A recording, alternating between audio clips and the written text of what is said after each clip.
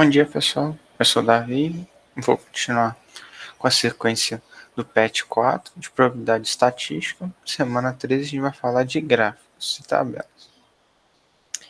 Então, o que são gráficos? Gráficos são representações visuais de dados e informações numéricas que servem para facilitar a interpretação.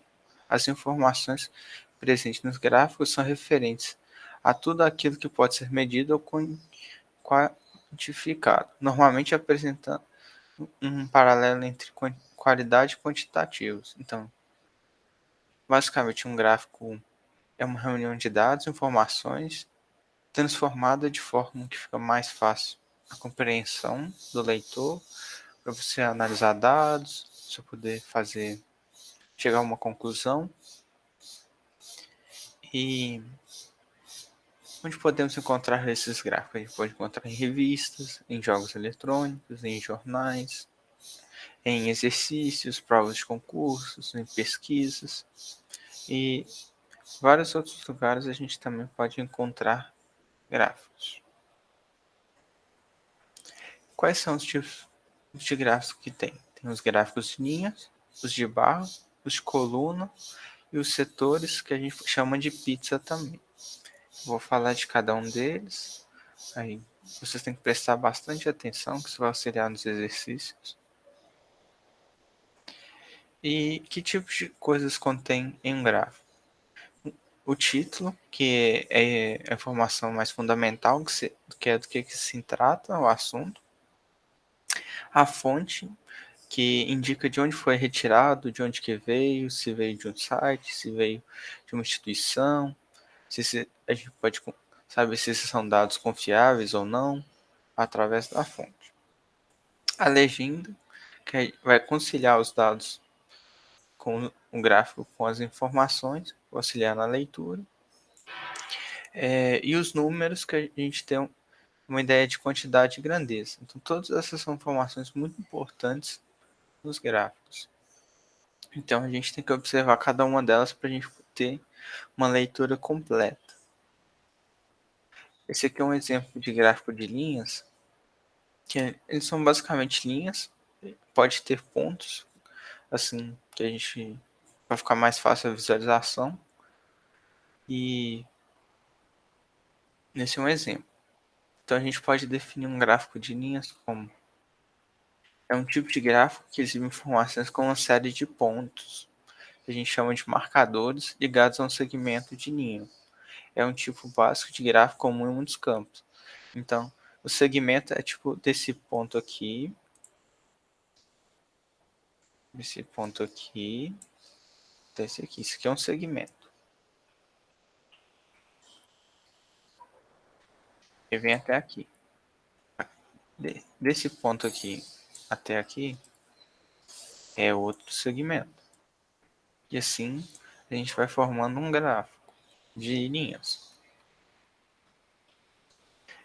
Gráfico de barras. Esse é um exemplo de gráfico de barras. A gente pode notar que ele é constituído basicamente retângulos. E a gente pode definir com um gráfico de barras com barras retangulares com comprimentos proporcionais aos valores que ele representa.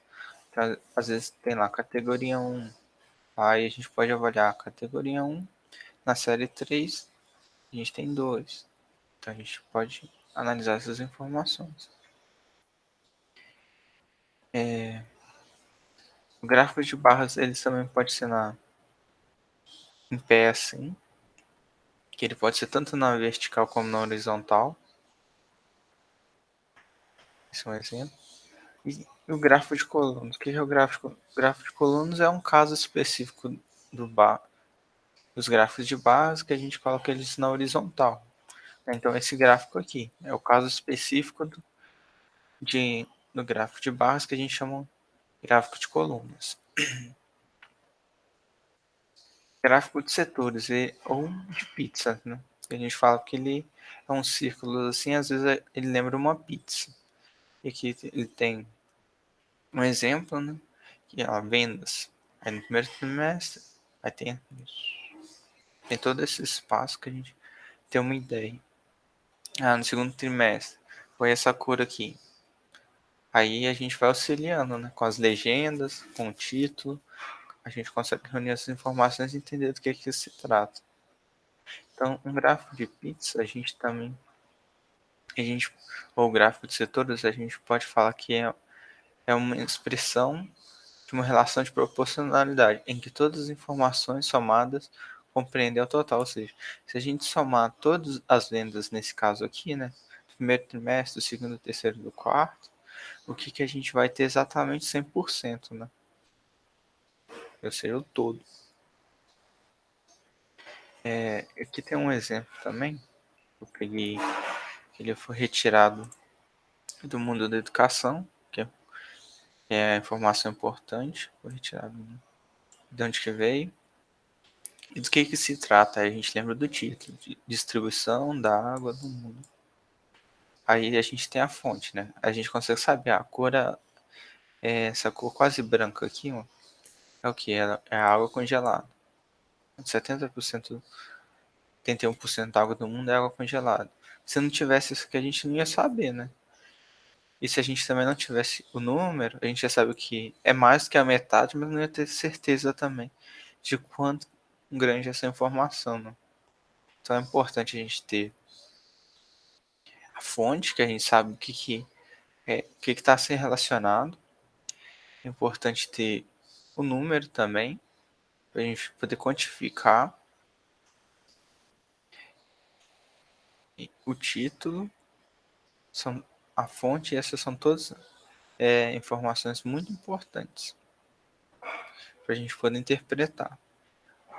A gente pode então analisar caso por caso. E aqui, como a gente tem um gráfico de setores, então o todo que tem que se somar. Então, água congelada, depósitos subterrâneos, lagos e cursos de água e umidade do ar tem que dar 100% da distribuição da água no mundo. Então vamos lá, 71% mais 18 mais 7 mais 4. Isso daqui é exatamente quanto? Então, 71 mais 18, 89, mais 7,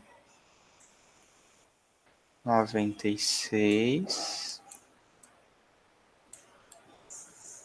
mais 4, 100. Então a gente tem aqui que esses dois aqui dá 89, mais o 7 e depois mais o 4. Então deu 100%, é exatamente o que a gente encontrou. Se não desse 100%, então esse gráfico estaria errado, né? Aqui tem um outro exemplo também, né? Da água salgada e da água doce, que 97% da, da água do mundo é salgada e 3% é água doce. Que aqui fica mais fácil de ver que a soma é exatamente 100%. Certo? E se aqui a gente não tivesse a legenda, a gente também não ia conseguir descobrir do que se trata. E nem quão grande ou quão pequena é a água doce em relação à água salgada.